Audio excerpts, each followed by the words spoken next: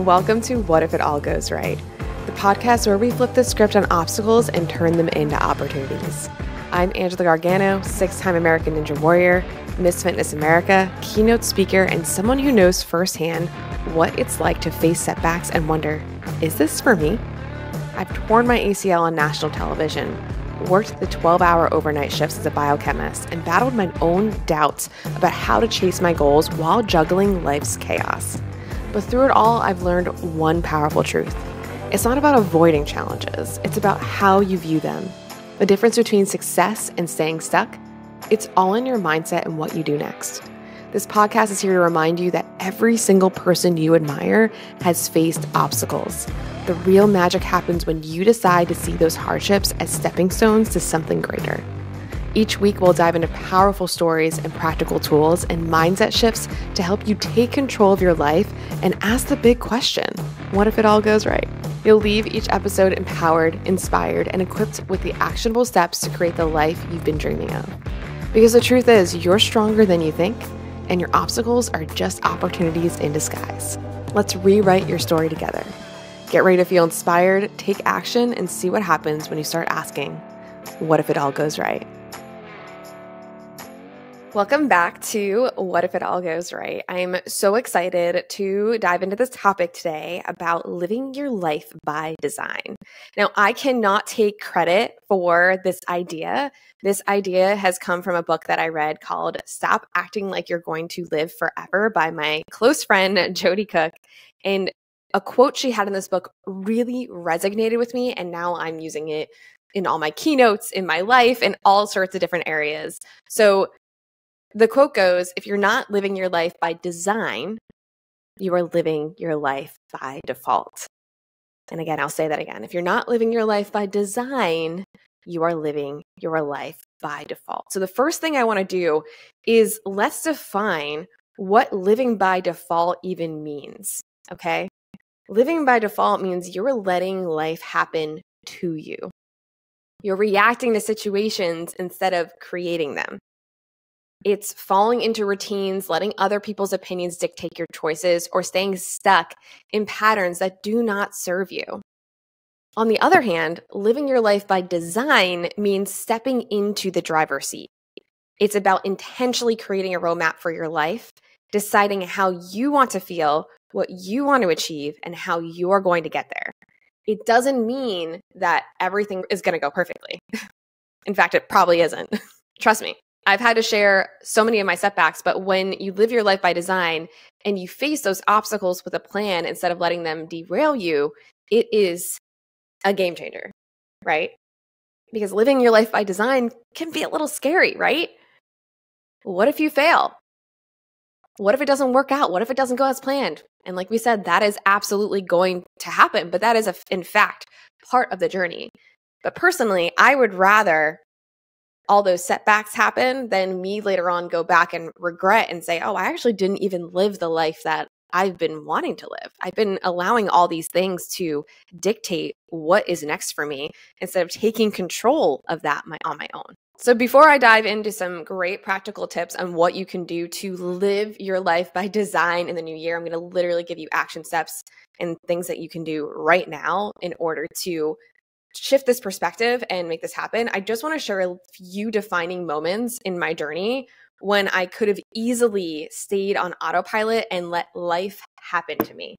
Let the default take over. So number one, which a lot of you probably already know already, is when I tore my ACL on national television. So I was literally in the best shape of my life. I was competing on American Ninja Warrior when suddenly everything changed in one instant.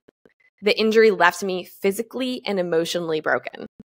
I could have let it define me, but I realized I had a choice to sit and wait for things to get better or to design my comeback. And I chose to take control, and it changed everything for me. I literally walked into American Ninja Warrior for the season. Now, I'd been rejected a couple years in a row before that, and I was so ready, literally did everything right. Or so I thought. I did everything right.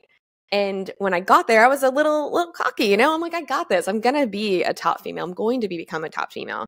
And then life just completely shattered that dream for me. when I got to the final obstacle I needed to get to in order to become a top female. And when I landed, I completely blacked out, collapsed on the course, and had to be carried off in front of everybody. And yeah, I definitely, and I want to be very clear about this, I definitely didn't just hop right back in and be like, oh, I'm going to live my life by design tomorrow, right? It took me a lot of time. And actually, it took a lot of people trying to help me and show me and say, hey, this is an opportunity. This is a blessing in disguise. And I was just like, yeah, right. Like, stay away from me. Like, you don't know anything. You don't know how I feel right now. Everything is falling apart.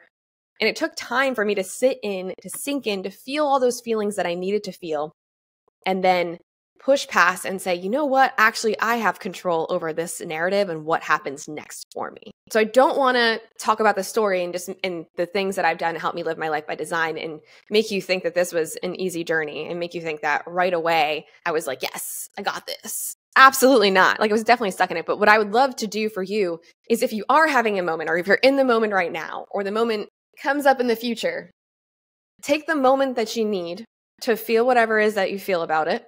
Because it sucks. It sucks when things aren't going necessarily right.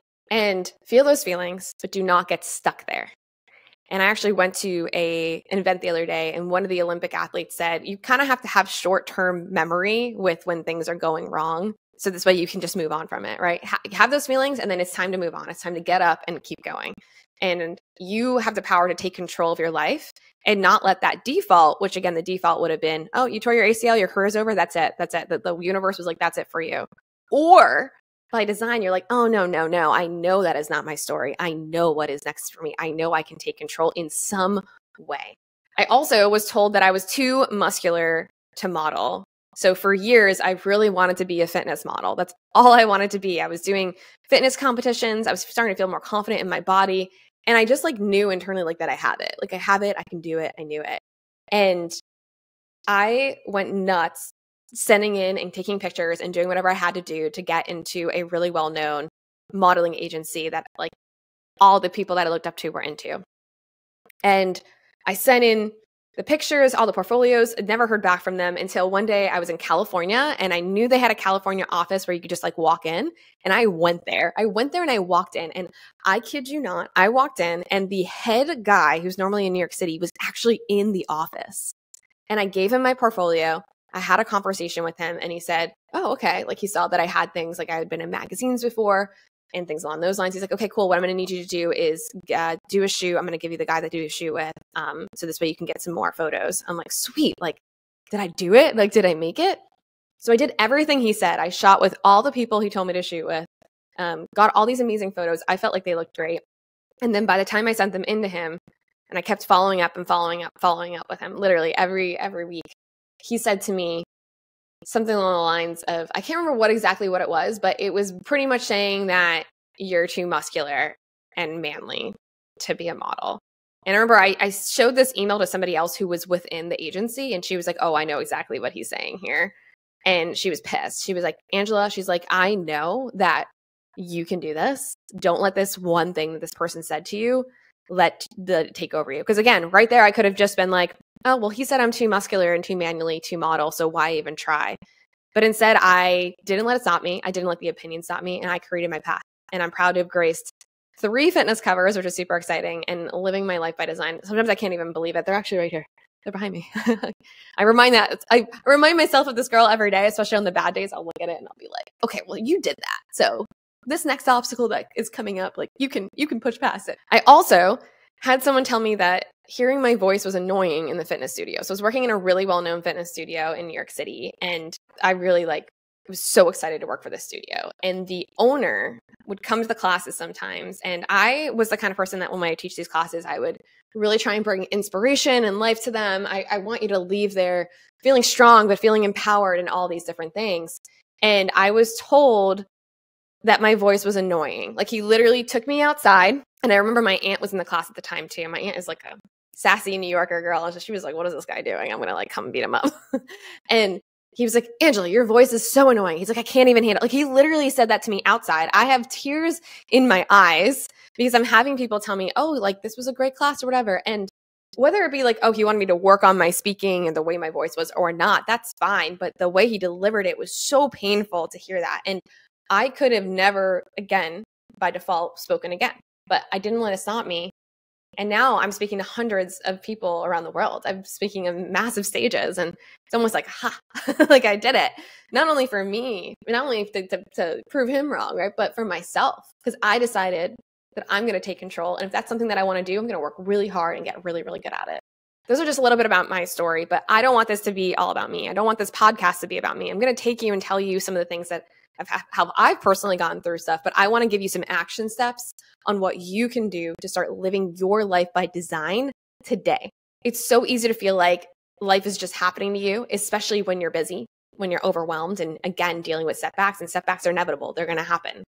But the life you want is possible, and it starts with one really simple thing. It starts with awareness. Taking a moment to reflect on where you are right now and being aware, are you happy with your routine? Are you aligned with your goals? Asking yourself, what do I truly want my life to look like? And writing it down. You need to become aware of what you actually want, because all of a sudden you might blink and life has passed you by. You didn't even take a moment to breathe to say, what do I actually want that? Is that something I really want to do? That happened to me for a while when I was a biochemist. I was just listening to what everyone else was telling me to do. And I was like, okay, I can do it. And then I blinked and I opened my eyes one day and I gained this awareness of, wait, this is not actually what I want to do. And that's so important, having that awareness. So I want you to think right now, are you aligned with your goals? What do you truly want in your life? If you were to take away any outside things that were holding you back from doing it, what would you do? If money wasn't an issue, if someone's opinion was an issue, what would you really be doing? I want you to take a moment right now and really gain that awareness of what that is. Number 2, you need to create that roadmap. So once you're clear on that and where you are, it's time to design that roadmap. And I want you to start small. I think it can be really easy when you're creating this roadmap to think about that final destination and where you want to end up. But that's going to take a little while to get to, and that's okay. What small little steps can you take every single day to move closer to your vision? Remember, progress is progress, no matter how small it is, and taking those baby steps are important. We teach this in my Pull-Up Revolution program, where we're teaching women how to get their pull-up, right? I always remind them, if you keep showing up to the bar and looking at the bar, being like, oh, I can't get my chin above the bar, I'm never going to be able to get my pull-up, blah, it's going to suck. It's going to suck. But if you have a roadmap where you are doing small little steps and getting excited each step of the way on this ladder to getting your pull-up, oof, that's the way to do it. That's how the roadmap really happens. And yes, you're going to encounter on this roadmap, you're going to encounter detours, you're going to encounter great days, bad days, whatever it might be, but you're going to be on that map. And eventually, you may not see it, you're going to slowly be getting there, right?